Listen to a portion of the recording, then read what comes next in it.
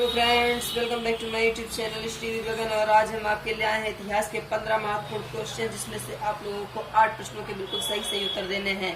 तो समय की बर्बादी को ना करते हुए चलो चलते हैं प्रश्नों की ओर। So let's begin now.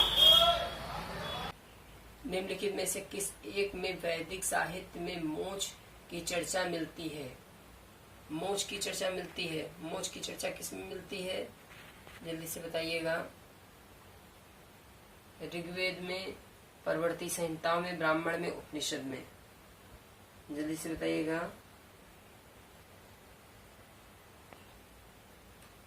तो इसमें से आप लोगों का हो जाएगा उपनिषद में। आगे नेक्स्ट क्वेश्चन, अध्यात्म ज्ञान के विषय में नचिकेता और यम का संवाद किस उपनिषद में प्राप्त होता है? बृहदारण्यक में, उपनिषद में, बृहदारण्यक उपनिषद में, छांदोग्य उपनिषद में, कंठोपनिषद में, केन उपनिषद में। जल्दी से बताइएगा।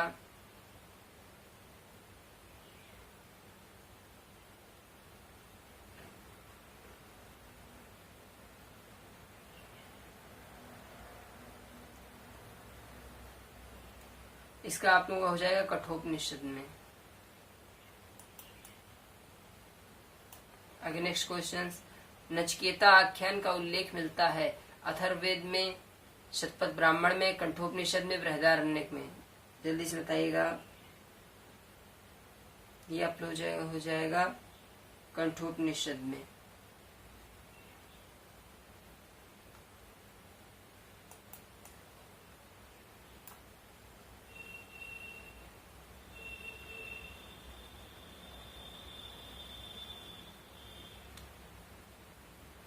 दरअसल इसमें जो कंठोपनिषद है, इसमें आपका यम और नचिकेता के बीच संवाद हुआ था, उसका उल्लेख किया गया है।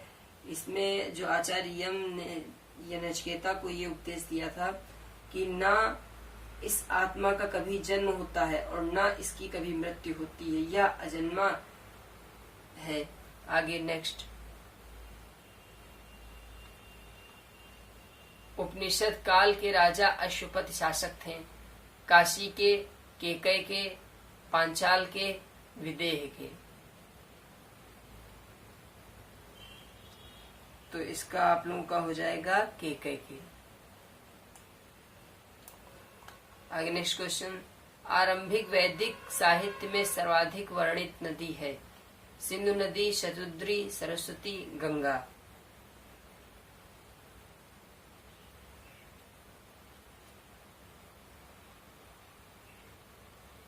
तो इसमें आप लोगों को हो जाएगा सिंधु नदी।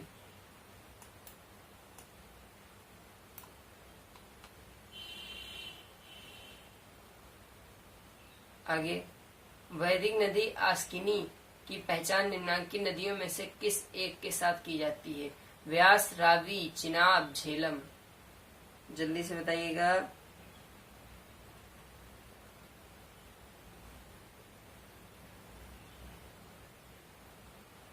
इसमें आप लोगों का हो जाएगा चिनाब। आगे नेक्स्ट क्वेश्चन, ऋग्वेद में निम्नांकित किन नदियों का उल्लेख अफगानिस्तान के साथ आर्यों के संबंध का सूचक है? आस्किनी। आस्किनी जो आप लोगों का है, इसको चिनाब भी को ही बोलते हैं। परुष्णी जो है आपकी रावी है। कुभा, क्रम, विपाशा आपका व्यास, शतद्र, सतलज। इससे आप लोगों की बहुत सी नदियां हैं जिनका साफ साफ, और कुबा, क्रम, कुर्रम, ठीक है। ये नदी आस्किनी तो चिनाब बता, परुष्णी, रावी बता दिया आप लोगों को। ये सब इसके वैदिक नाम दिए गए हैं। तो इसमें से पूछ रहा है ऐसी कौन सी नदी है जो जिनका मतलब जिसका उल्लेख आपका अफगानिस्तान के साथ आर्यों के संबंध को दर्शाता है या सूचक है? तो ये आप लोगों का हो जाएगा कुभा, कुर्रम।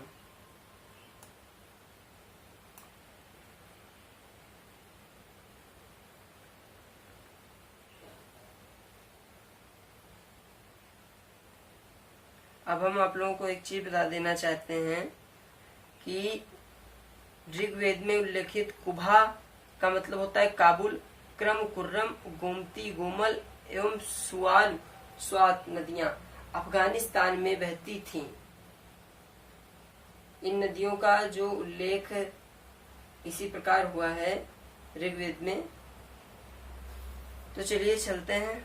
तो फिर इन्हीं से आप लोग खुद ही समझ गए होंगे, जैसे हमने कि अभी 2-4 नदियों के नाम बताए, तो ये आपकी अफगानिस्तान से ही रिलेटेड हैं, जिनमें से आपका कुबा कुर्रम आश्रम में आपके जो ऑप्शंस हैं, ये इन ऑप्शंस में सान आई मीन सी नंबर पे प्रोवाइड करवा दिया गया है, तो आप लोगों का यही हो जाएगा। अगर इसके अलावा जो मैंने अदर नेम बताया, जैसे गोमती हो गया, आप लोगों का सुवालू हो गया, तब भी आप लोगों का वो भी सही होता, लेकिन इसमें जो ऑप्शन में दिया गया है तो आपका इसलिए ये वाला सही होगा। चलिए नेक्स्ट क्वेश्चन, वैदिक नदी कुबा का स्थान कहाँ निर्धारित। अब देखिए फिर से वही घुमा के दे दिया गया है। उसमें आपका पूछ रहा था संबंध आर्यों के साथ अफगानिस्तान से रिलेटेड, और अब इसमें देखिए पूछ रहा है वैदिक नदी कुबा का स्थान कहाँ निर्धारित किया गया है, और अब आपका देश पूछ रहा है, तो आप लोगों का ये हो जाएगा अफगानिस्तान। आगे नेक्स्ट क्वेश्चन,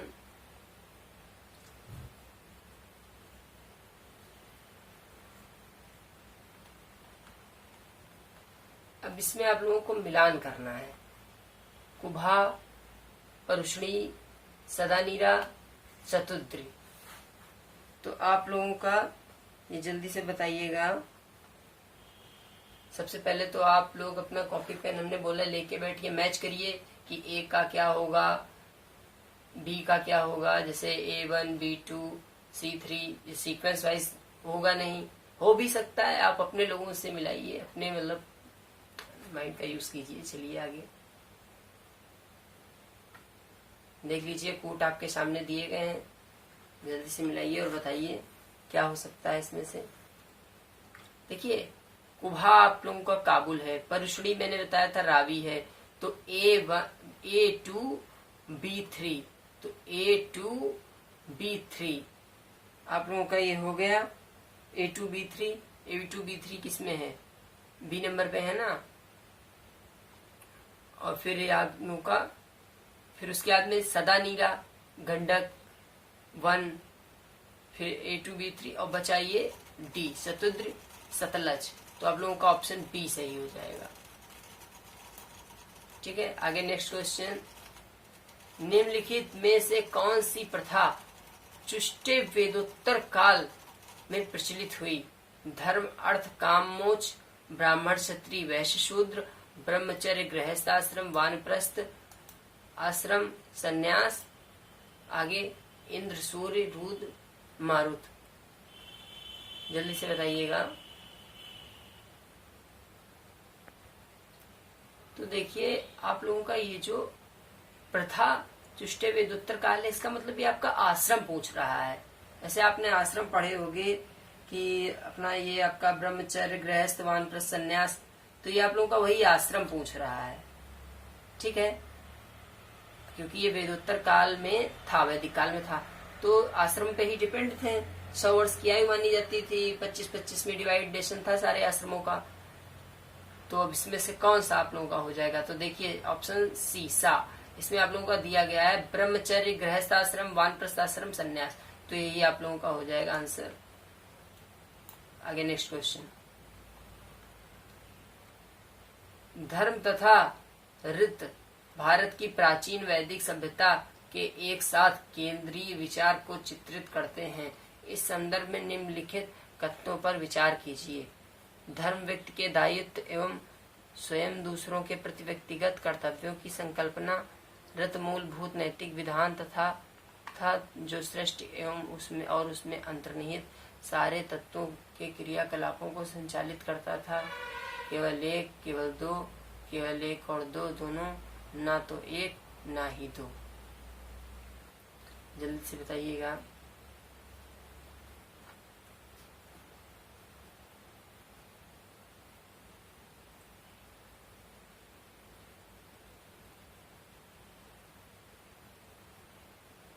तो देखिए इसमें आप लोगों का दोनों हो जाएगा। आगे नेक्स्ट क्वेश्चन, निम्नलिखित में से कौन सा वह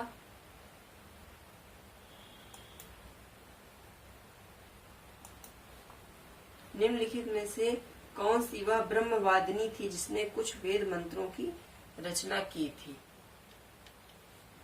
जल्दी से बताइएगा।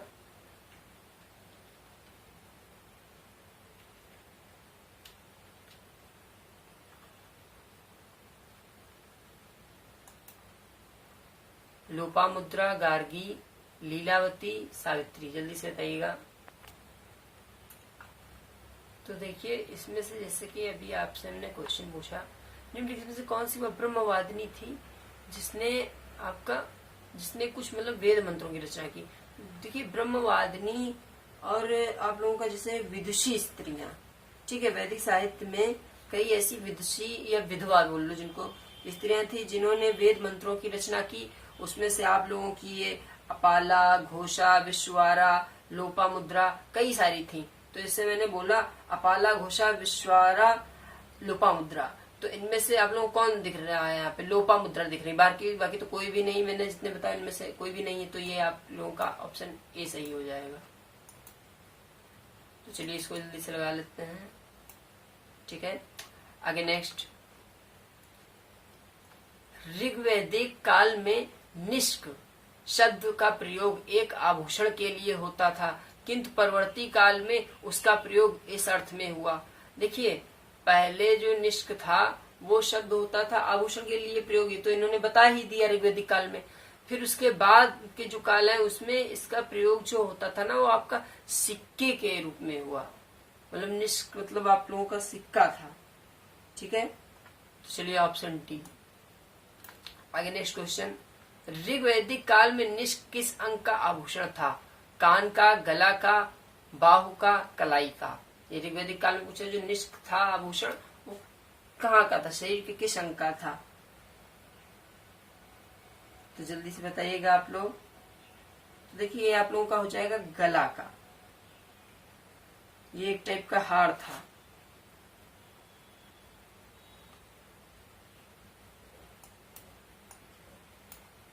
आगे नेक्स्ट, प्राचीन भारत में निशाका से जाने जाते थे स्वर्ण आभूषण गाय, तांबे के सिक्के, चांदी के सिक्के। जल्दी से बताइए।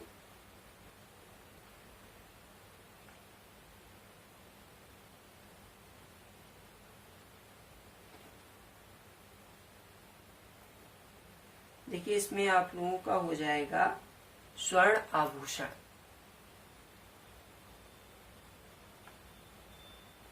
यहाँ पे थोड़ा सा मिसप्रिंट हो गया है,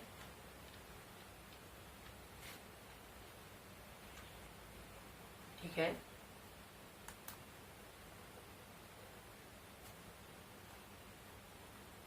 तो यहाँ पे आप लोगों का हो जाएगा स्वर्ण आभूषण। चलिए जल्दी से इसको क्लिक कर लेते हैं और आज का टॉपिक यहीं पे समाप्त करते हुए आपसे विदा लेते हैं। नमस्कार।